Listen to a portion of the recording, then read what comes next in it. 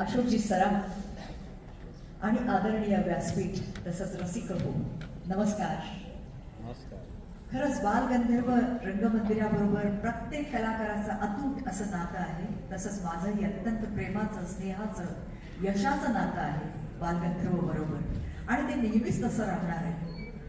आणि बालगंधर्वचा जो वर्धापन दिन आहे तसं सुशांतने म्हटल्याप्रमाणे खरंच सगळे आतुरतेने वाट बघतात आणि तो जास्तीत जास्त रंजक कसा व्हावा आणि जास्त चांगली अनुभूती देणारा कसा व्हावा याची दक्षता ट्रस्टचे जे अध्यक्ष आहेत मेघराजजी भोसले, ज्यांचा बालेकिल्ला आहे पुणे आणि सगळ्यांचे ते भैया आहेत, सगळ्यांचे म्हणजे त्यांच्यावर खूप प्रेम आहे.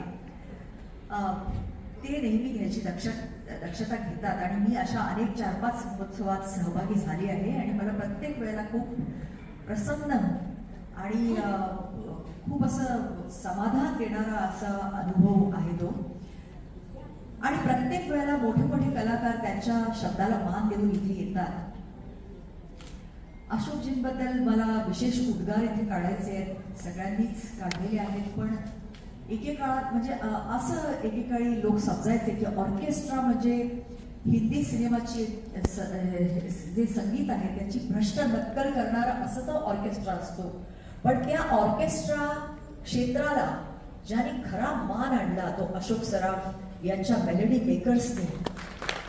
आणि तसंच प्रमिला दातार यांचा सुद्धा ऑर्केस्ट्रा मला आठवतो. या दोन व्यक्तिमत्वांनी त्याला खरा खुरा मान मिळवून दिला आणि खरंच त्याबद्दल तुमचं मी मनापासून अभिनंदन करते अशोकजी.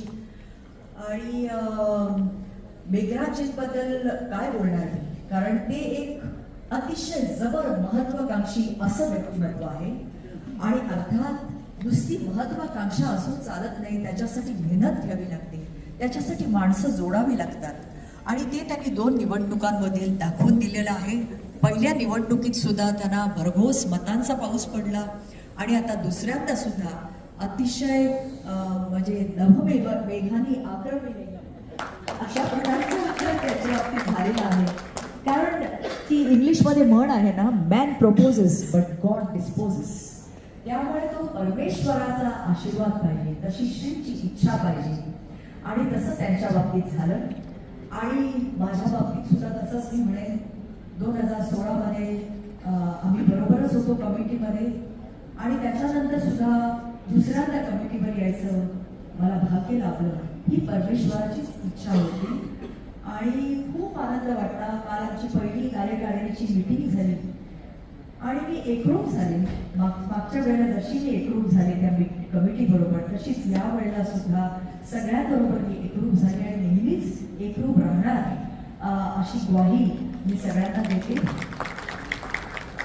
आणि खूप खूप धन्यवाद. ही जी व्यक्तिमत्व बसलेली आहेत व्यासपीठावर, संजयजी चोरडिया म्हणा किंवा आपले महान गायक आनंदजी म्हणा किंवा सगळ्यांची नावं मी पवार साहेब म्हणा, सगळे फार मोठी व्यक्तिमत्व आहेत. आणि बालगंधर्वच्या वर्धापन दिनाच्या निमित्ताने त्यांच्याबरोबर असं व्यासपीठ शेअर करण्याचं जर भाग्य मिळतं याचा मला आनंद आहे. आणि ही जी ज्योत आहे या महोत्सवाची ती अशीच नेहमीच सेवत राहो ही ईश्वराजवळ मी प्रार्थना करते.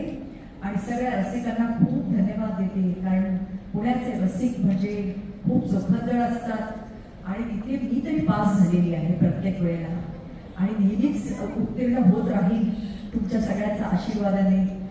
धन्यवाद. जय हिंद, जय महाराष्ट्र.